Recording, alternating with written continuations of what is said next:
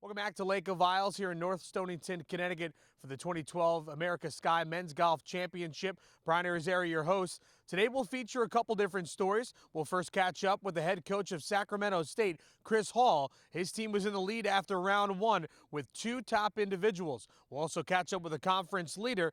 And right now, we will sit down and get a lay of the land of Lake of Isles with their director of operations, Patrick Boucher.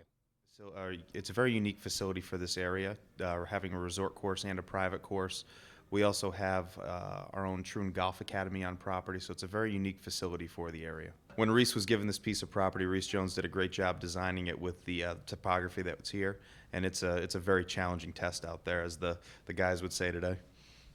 Toughest hole is probably the first hole. They're starting out with a long par 5, pretty long forced carry off the tee, and as you can see today, the wind was really affecting those tee shots out there. I'd say the two toughest stretches would be 1 and 2 right at the beginning, where you have the par 5. You also have a long par 3 about 200 yards downhill over water, and then the two finishing holes, 17 and 18. Once again, two shots where you have a forced carry, 17 and 18, both over water. And ESA is an environmentally sensitive area, and there are areas where we actually built the golf course around so we didn't disturb any of the area that was out there, whether it be water hazard or just another protected area for wildlife.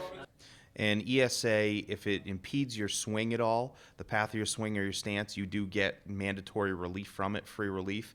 If your ball goes into that hazard, you cannot retrieve it, and you'd play it as a normal water hazard, whether re-tee, keep that spot where it entered in line with the pin, go back, or take your 2 club lengths.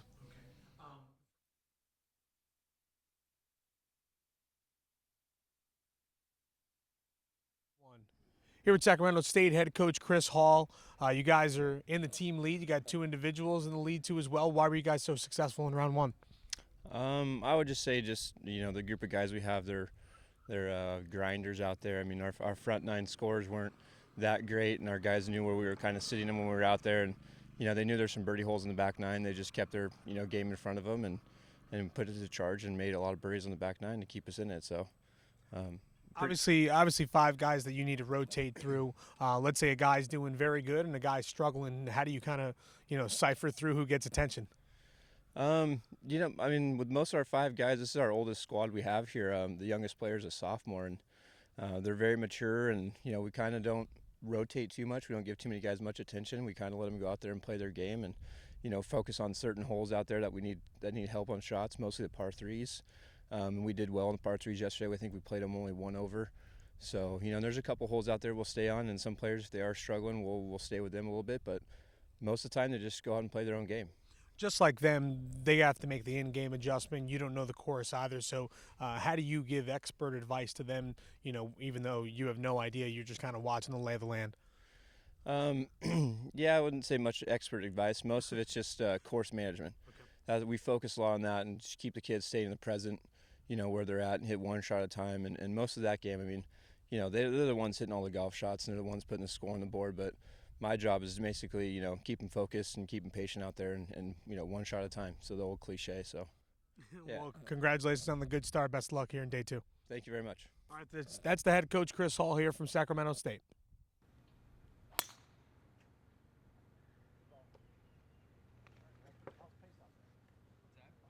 Here with Mason Casper, Utah Valley State, and tied for 3rd right now. We just 1 over yesterday. Why were you so successful? I kept the ball in play. Didn't get into too much trouble off the tee. I made a few mistakes, but, I still kept myself in contention. So go out and clean some of that stuff up today, and I'll be, should be in a little better shape, hopefully. What is the thing that you need to focus on here today? So obviously throughout the course of yesterday, there was one thing, whether it was your long game, short game, middle game. I'd say my short game. Usually it's my strength. And yesterday I had a 3-putt, and on 17 I missed about a 3-footer for birdie. And then I had a 3-putt on number 13. So, even if the 3-putt was from 4 feet, it lipped out and went about 10 feet by. So, say I 1-putt that and I make my birdie putt on 17, I've got a 1-shot lead. Even if I just 2-putt and make that 3-footer like I should, then I'm tied for the lead. So just little things like that. If I clean that up and do what I should, then I should be in a little better position. Yesterday overall, the toughest hole was number 6. What did you personally think was your toughest hole? Number 6. I think a tough hole is a tough hole was number 11. It's just an intimidating tee shot, And when we played 6, the wind wasn't very. There was a little bit of wind, but it wasn't too strong like it was in the afternoon. So 6 wasn't too hard. I had an 8-iron in on my approach shot, so that wasn't bad. In the practice round, I had a 4-iron in. So I'd say number 11 was the toughest hole, just because the tee shot was so intimidating with water left and right, So that was probably the toughest hole for me. Well, the good news is here in the second round, they wound up moving the tee forward.